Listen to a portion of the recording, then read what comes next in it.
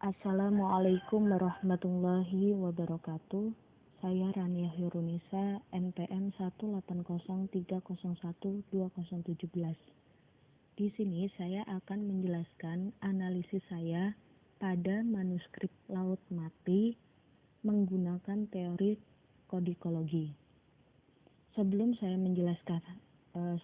menjelaskan analisis saya tentang manuskrip Laut Mati, di sini saya akan menjelaskan terlebih dahulu apa yang dimaksud dengan kodikologi.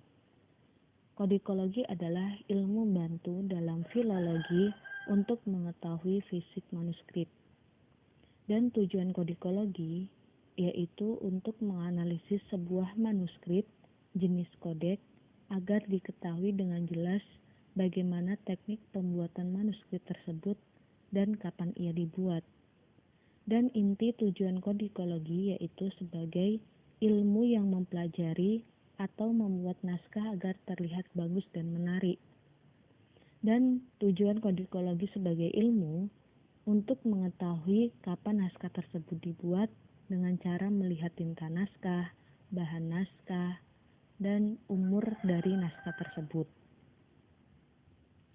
Dan selanjutnya saya akan menjelaskan analisis manuskrip Laut Mati menggunakan teori kodikologi. Jadi, para ahli mengatakan bahwa manuskrip atau naskah Laut Mati merupakan penemuan arkeolog terbesar abad ini. Di kalangan sejarawan, naskah Laut Mati dianggap sangat penting dan merupakan bagian dari sejarah, agama, dan bahasa.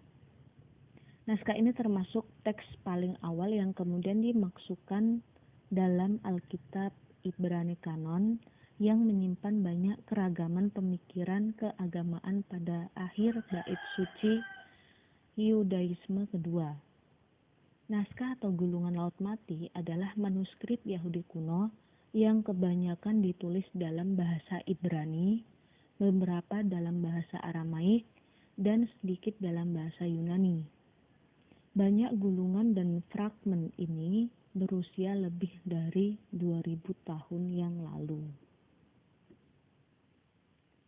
Dan manuskrip tersebut awalnya ditemukan oleh Muhammad Ad-Dib, seorang anak gembala yang kehilangan seekor domba miliknya.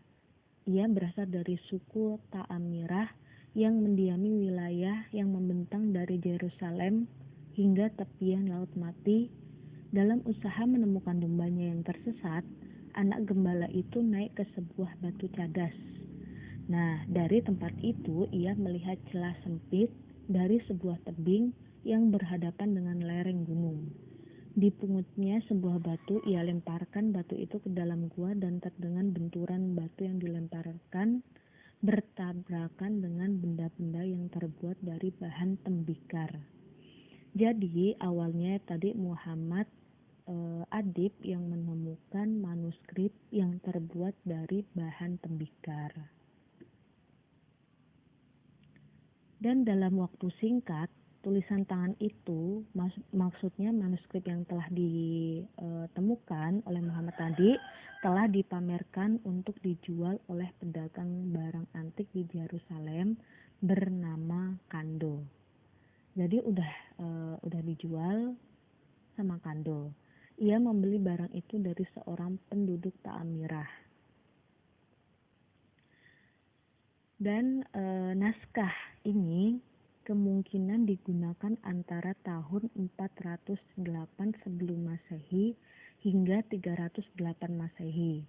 Koin perunggu yang ditemukan di situs bergambar John Hyrcanus dan berlanjut hingga memasuki periode peperangan antara Yahudi dan Romawi tahun 66 hingga 73 Masehi. Naskah yang ditemukan di Yahudi dan Qumran mencakup seluruh Alkitab Ibrani kecuali Kitab Ester, sekitar 1000 tahun lebih muda dari naskah kuno sebelumnya yang pernah ditemukan.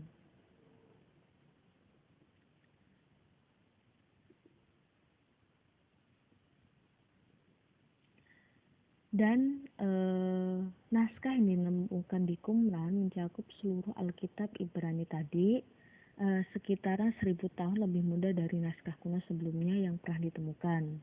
Dan sejarawan dan arkeolog terus berusaha membuktikan bahwa naskah kuno Qumran tetap tidak berubah selama hampir 2000 tahun yang lalu. Beberapa naskah Laut Mati sudah mengalami kehancuran maupun kerusakan sehingga semua teks tidak berhasil diidentifikasi. Maksud dari naskah kuno Qumran yaitu tadi manuskrip Laut Mati atau naskah Laut Mati. Naskah yang berhasil diidentifikasi terbagi menjadi 3 kelompok. Jadi naskah Laut Mati tersebut terbagi menjadi 3 kelompok. Sekitar 40% merupakan salinan kitab Ibrani, sekitar 30% merupakan teks dari bait suci periode kedua, dan tidak konanisasi dalam Alkitab Ibrani seperti kitab Yabel dan lainnya. Hampir semua naskah Laut Mati saat ini berada di bawah kepemimpinan pemerintah negara Israel.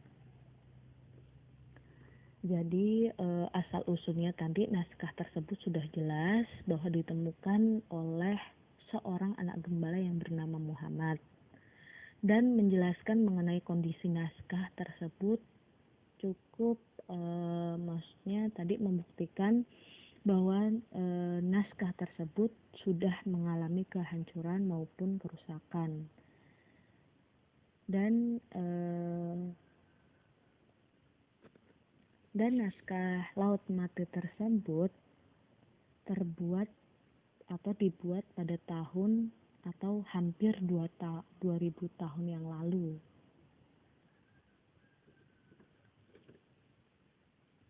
Dan menjelaskan dari bahan, dan di sini saya akan menjelaskan bahan dari Laut Mati tersebut terbuat dari tembikar. Mungkin cukup sekian penjelasan saya mengenai analisis Laut Mati atau analisis manuskrip Laut Mati menggunakan teori kodikologi. Saya akhiri. Wassalamualaikum warahmatullahi wabarakatuh.